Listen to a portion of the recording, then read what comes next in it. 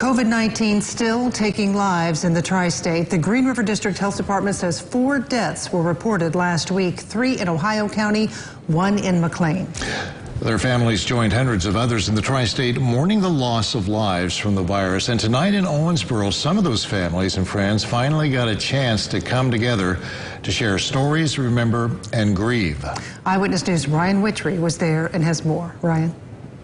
Brad, Shelley, the pandemic has taught us many lessons, not the least of which being the importance of family and loved ones. Restrictions on gatherings, especially in the early days of the pandemic, meant that it was hard to hold a traditional funeral or celebration of life, which makes tonight's celebration so important for those who lost others in the pandemic and continue to hold that grief. With music,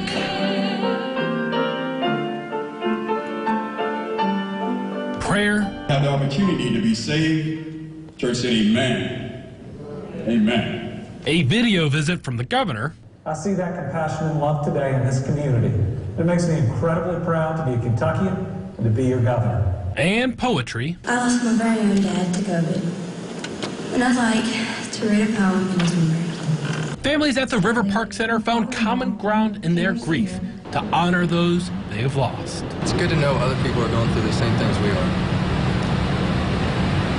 It's been a difficult time. It really has been.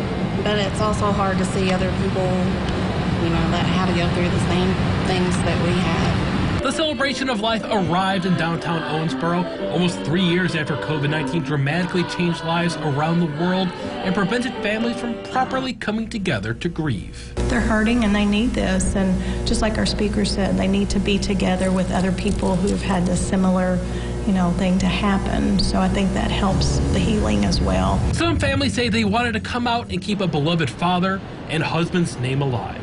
Others, like Julie White, say being out with others has helped them get stronger as they grieve. I'm a good person at shoving my feelings down, and I realize that I have to be around other people and openly talk about grief. And while the people honored in Owensboro and the countless others lost around the world may be gone, their families say they'll never forget and never stop loving them.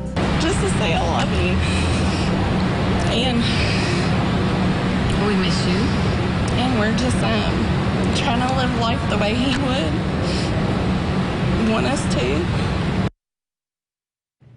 Officials from Glenn Family Services who put on tonight's celebration say they look forward to perhaps hosting more of these celebrations in the future. Ryan Witry, Eyewitness News.